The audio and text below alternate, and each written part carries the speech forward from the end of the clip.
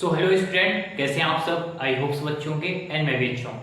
So student, आप सभी को पता होगा कि हमारे इस यूट्यूब चैनल में यानी ईस्ट डी फार्मेसी में अभी एक सीरीज चल रही है डिपार्टमेंट इन फार्मास्यूटिकल इंडस्ट्री, जिसमें कि हम बेसिकली में आपसे जो फार्मास्यूटिकल इंडस्ट्री है उसमें जितने भी डिपार्टमेंट होते हैं उस पर शॉर्ट वीडियो यानी कि डिटेल में बनाने की कोशिश कर रहे हैं, जिससे कि आप उस डिपार्टमेंट को समझ सकें। अगर आप फार्मास्यूटिकल इंडस्ट्री में काम करना चाहते हैं, कौन सा डिपार्टमेंट आपकी क्वालिफिकेशन और स्किल के अकॉर्डिंग सही हो सकता है चूज करने के लिए, तो आप वो चीज भी समझ सकते हैं। अभी तक हमने क्वालिटी कंट्रोल, क्वालिटी एश्योरेंस और प्रोडक्शन डिपार्टमेंट्स के बारे में अच्छे से डिस्कस कर लिया है।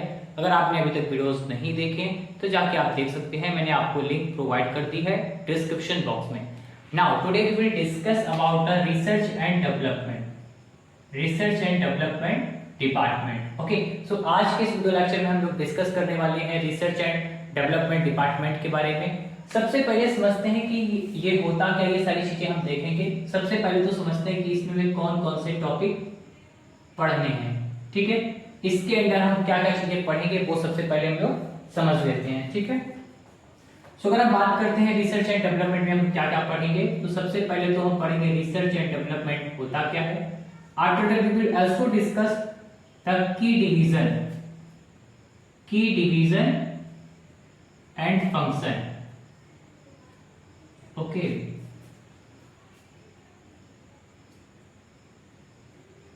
की डिवीजन एंड फंक्शन डिस्कस करेंगे। उसके बाद हम बात करेंगे R&D, that is research and development process step कि कौन कौन से ऐसे स्टेप हैं जो कि आपको रिसर्च एंड डेवलपमेंट प्रोसेस में परफॉर्म करने चाहिए। After that career role. Okay, career role के बारे में बात करेंगे। Then common challenges,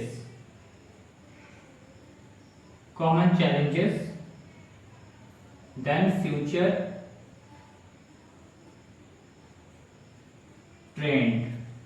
trends. Okay, कि फ्यूचर ट्रेंड्स क्या हो सकते हैं। एक देखिए कि हम सारे ही जितने भी डिपार्टमेंट समझा रहे हैं उसमें जरूर चीज समझा रहे हैं, दैट मींस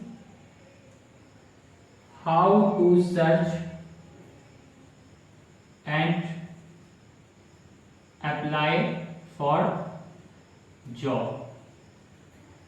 ये बेसिकली में आप जो प्रीवियस वीडियो हैं उससे जाके देख सकते हैं, उसके लास्ट में मैंने समझाया है। इस वीडियो में हम नहीं समझाएंगे क्योंकि हमने जो वहां समझाया सेम वही प्रोसेस सब में फॉलो होगा, ठीक है।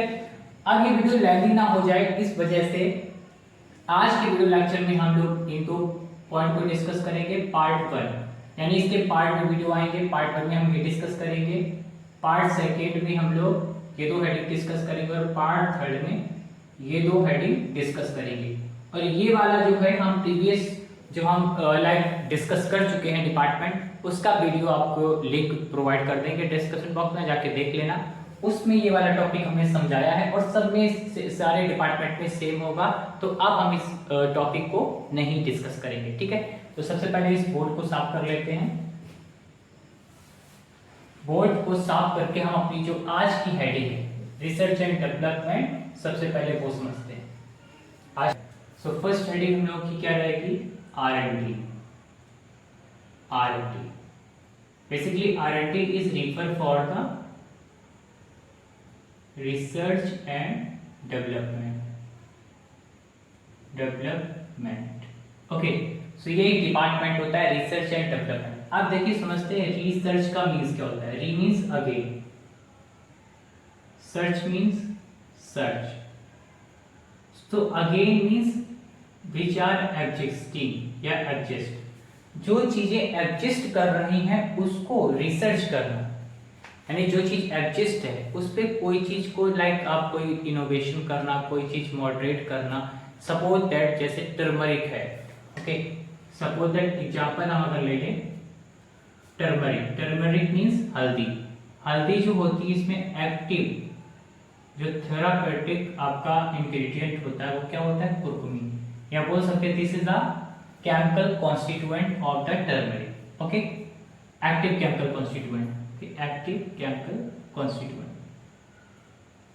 इसको आपने लिया और इसको आपने डोजेस फॉर्म डोजेस फॉर, यानी कि आपने टैबलेट में कन्वर्ट कर दिया, तो ये आपकी एक टैबलेट डोजेस फॉर्म हो गई। ठीक है, यानी आपने टर्मरिक लिया यानी हल्दी को लिया और उससे कुरकुमीन एक्टिव केमिकल कॉन्स्टिट्यूएंट लिया और उसको डोजेस फॉर्म में यानी कि टैबलेट डोजेस फॉर्म में आपने उसको कन्वर्ट कर दिया। तो ये इसका एग्जाम्पल हो गया। ये एडजस्ट पहले से ही कर रही थी हल्दी। ठीक है, आई होप इतनी चीज क्लियर हुई होगी। और भी कुछ रिसर्च में पॉइंट है उनको आप समझ लीजिए। सो the first one is discovery, next development, after that testing. ये काफी इंपॉर्टेंट पॉइंट हो जाता है। मींस डिस्कवरी मींस किसी चीज को आपने डिस्कवर किया। सपोज दैट कोई केमिकल या फिर कंपाउंड जो कि एक्टिव इन फॉर्म यानी कि जो थेरापेटिक इफेक्ट शो कर रहा है, ऐसे केमिकल या थेरापेटिक कंपाउंड को आपने क्या किया, डिस्कवर किया। ठीक है, ये आपका कहलाता है lead compound. Okay, lead compound are those compound which are so like activity, okay, active in nature. Okay, after that आप इसको क्या करेंगे, डेवलप करेंगे, यानी कि different kind of doses form में कन्वर्ट करेंगे। लाइक टैबलेट हो सकता है, कैप्सूल हो सकता है, या फिर सिरप हो सकता है, या एलिक्चर कोई और डोजेस फॉर्म भी हो सकते हैं। तो यानी उसको प्रॉपर आप डेवलप कर रहे हैं, किस डोजेस फॉर्म में स्टेबल है या इसकी एक्टिविटी अच्छी शो होगी। ये सारी चीजें आपकी रिसर्च में आती हैं और इन सारी चीजों के बाद आप क्या करेंगे, उसकी टेस्टिंग करेंगे या फिर बोल सकते हो एनालिटिकल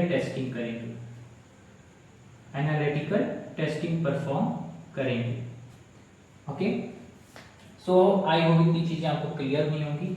और कुछ पॉइंट हैं उनको आप समझ लीजिए, लाइक जो इंश्योर करते हैं, जैसे कि आपकी जो रिसर्च है वो क्या क्या चीजों को इंश्योर करती है। So the first one is safety of drug, efficacy of drug. So ये चीजों को क्या करती है। और एक आपका पॉइंट है efficacy, safety and regulatory compliances.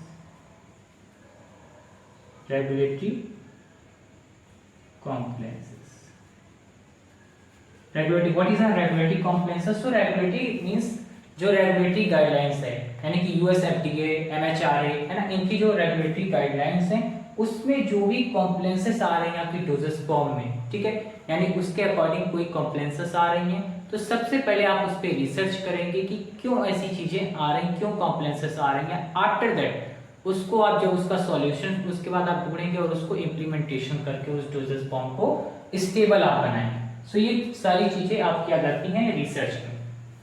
Suppose that कोई डोजेस फॉर्म है का मार्केट में आ चुकी है, ठीक है, पोस्ट मार्केटिंग सर्विलांस आपका हुआ है, तो उसमें कोई भी साइड इफेक्ट या ड्रग इंटरेक्शन आ रहा है फूड के साथ, किसी भी चीज के साथ, तो क्यों आ रहा है, ये सारी चीजें देखना ये भी रिसर्च का काम है, ठीक है, और उसको कैसे, उसका क्या सॉल्यूशन हो सकता है वो देखना और उसको इम्प्लीमेंटेशन करना, ये सारी चीजें आपकी रिसर्च के अंडर आती हैं। अब जो हमारी नेक्स्ट हेडिंग थी वो क्या थी उसको देख लेते हैं। सो जो हमारी नेक्स्ट हेडिंग थी दैट इज की डिवीजन एंड फंक्शन। अगर हम बात करते हैं डिवीजन की, कि इसकी कौन रिसर्च के क्या क्या डिवीजन हो सकते हैं, पॉसिबल डिवीजन क्या क्या है ये समझते हैं। The first one is drug discovery. अब इसके फंक्शन भी हम समझेंगे, ठीक है, सबसे पहले पॉइंट समझ लीजिए। Next one is pre clinical research. Next formulation development.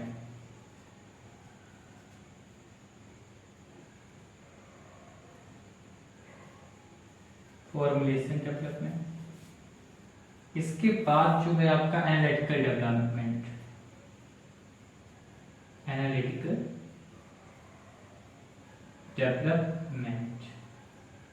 Okay. इसके बाद का जो रहेगा आपका clinical research, clinical research, and the next one is that regulatory affair। Marker बहुत अच्छा नहीं चल रहा है, इंक इसमें डाल देते हैं, थोड़ी देर के लिए हम वीडियो को स्टॉप करते हैं।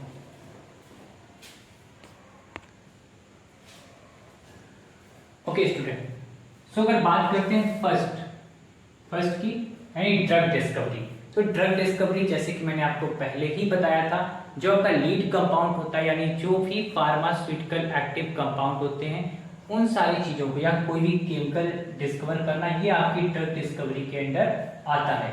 आफ्टर दैट ड्रग, और क्या है ड्रग डिस्कवरी, यानी किसी चीज का आपने पहले डिस्कवर कर लिया और उसका डोजेस फॉर्म आपने डिजाइन किया, चीजें करी और उसको बनाया, ठीक है। इसके बाद आपका जो सेकंड पॉइंट है, जो इसका क्या फंक्शन होगा, pre clinical research. Pre clinical research क्या होता है, एक क्लिनिकल रिसर्च होता है, प्री क्लिनिकल।